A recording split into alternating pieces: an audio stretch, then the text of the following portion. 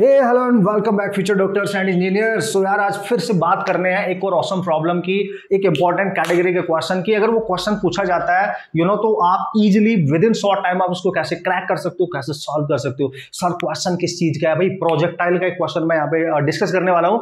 उस टाइप के क्वेश्चन को अगर वैसे तो छोटा सा ही क्वेश्चन होता है, उसकी लैंग्वेज भी बहुत बड़ी सी नहीं होती है, बट अगर उसको हम सॉल्व करने बैठे तो little bit according to the standard way ज्यादा टाइम उसमें लग जाता है, लेकिन बेहतरीन तरीके से आप कैसे सॉल्व कर सकते हो। पहले क्वेश्चन देख लो, आप पढ़ लो, क्वेश्चन आपके सामने है बढ़िया तरीके से। उसने बोला है particle is projected from the ground. अच्छी बात है भाई। Whose equation of trajectory is given by, equation of trajectory दे रखी है हमें, उसी से मतलब है। That is what sir? 5x - 2x²। ठीक है, ये आपको इक्वेशन दे रखी है। ठीक है, this is the equation of trajectory.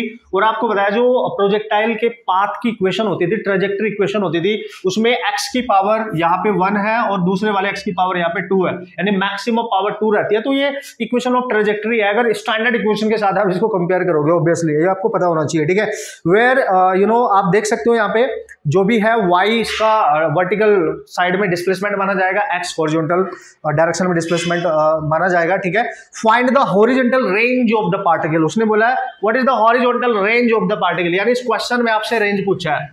Ultimately you have to calculate range range range range range. Come on यार, कम ऑन है ना। तो ध्यान से समझना, जब भी इक्वेशन गिवन हो ना, no need to apply the formula of actual formula of range, जो आप सबको पता होगा, उसको यूज करने की जरूरत नहीं है। मतलब सर क्या आपको पता है u² sin of 2θ/g, ये फॉर्मूला यूज नहीं करना। जब भी इक्वेशन गिवन हो, whenever the projectile equation is given and you have to calculate the range, ध्यान से समझियो, रेंज आप डायरेक्ट निकाल सकते हो। कैसे सर? कोफिशिएंट ऑफ एक्स वाले टर्म का कोफिशिएंट लो कितना है सर? 5 डिवाइड में कोफिशिएंट ऑफ x², है ना।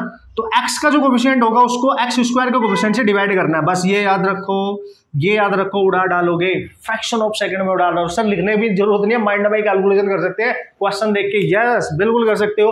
देखो भाई कर लो, कैसे करेंगे?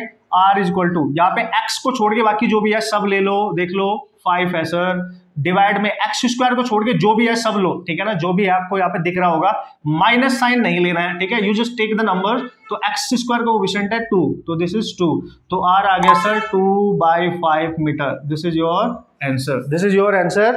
ये आप ध्यान से देख सकते हो, बेहतरीन तरीके से आप क्वेश्चन सॉल्व कर सकते हो अगर इस टाइप का क्वेश्चन आएगा। इक्वेशन गिवन होगी, फिर से बता रहा हूं, और रेंज पूछे तो you just calculate coefficient of x over coefficient of x², है कि नहीं? बेहतरीन। ठीक है, तो बहुत टाइम बचेगा आपका, अदरवाइज आपको लॉन्ग प्रोसेस के थ्रू जाना पड़ेगा और उससे थोड़े सा हमें टाइम कंज्यूम ज्यादा होगा। और हमारा कॉम्पिटिशन का मतलब है टाइम, बोर्ड एग्जाम तो दे नहीं रही है ना, this is all about competitive exams, so वहां पे टाइम ही बिग फैक्टर होता है।